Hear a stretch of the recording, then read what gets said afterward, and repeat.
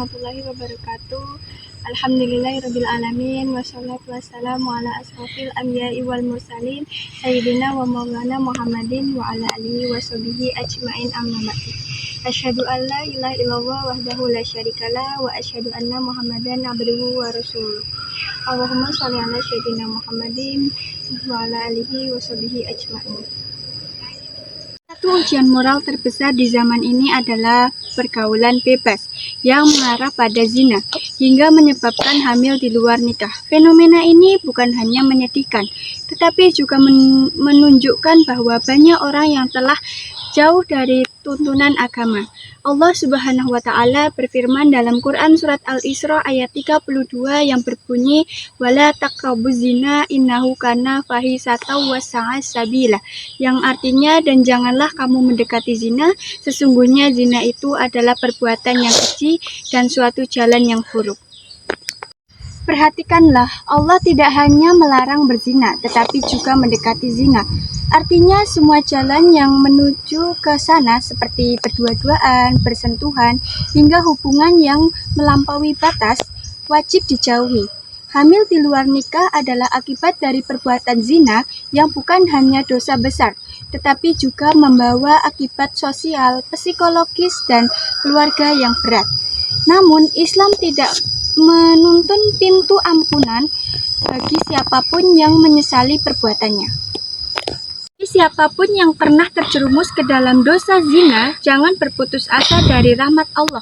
Allah berfirman dalam Quran surat Az-Zumar ayat 53 yang berbunyi, Qul ya ibadiyalladzi asrafu ala anfusihim la taqnatu mir rahmatillah innahu yaghfiru dzunuba jami'ah innahu huwa ghafurur rahim. Yang artinya, katakanlah wahai hamba-hambaku yang melampaui batas terhadap diri mereka sendiri, janganlah kamu berputus asa dari rahmat Allah.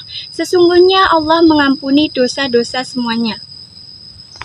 Artinya, selama seseorang mau bertaubat dengan sungguh-sungguh, berhenti dari dosa, menyesal dan memperbaiki diri, maka Allah Maha Pengampun lagi Maha Penyayang.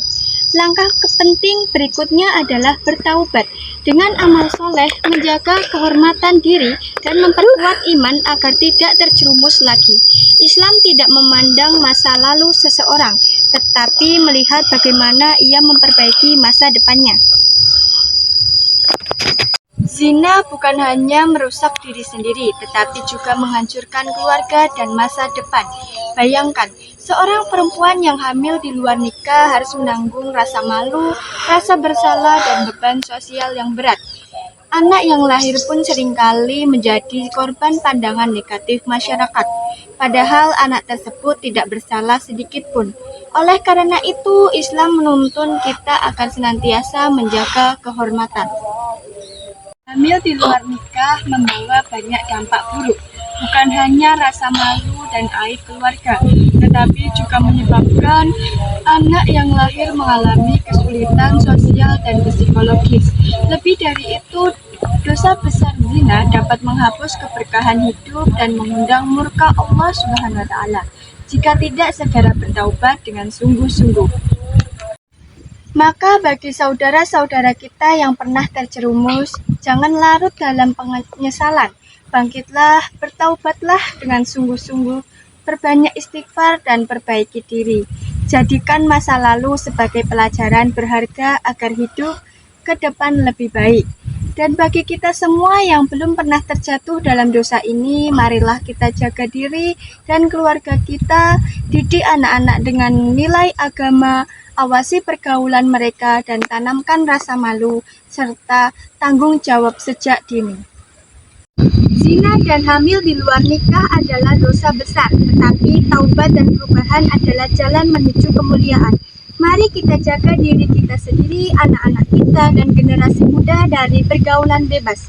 Didik mereka dengan iman, adab, dan rasa malu, karena rasa malu adalah bagian dari iman.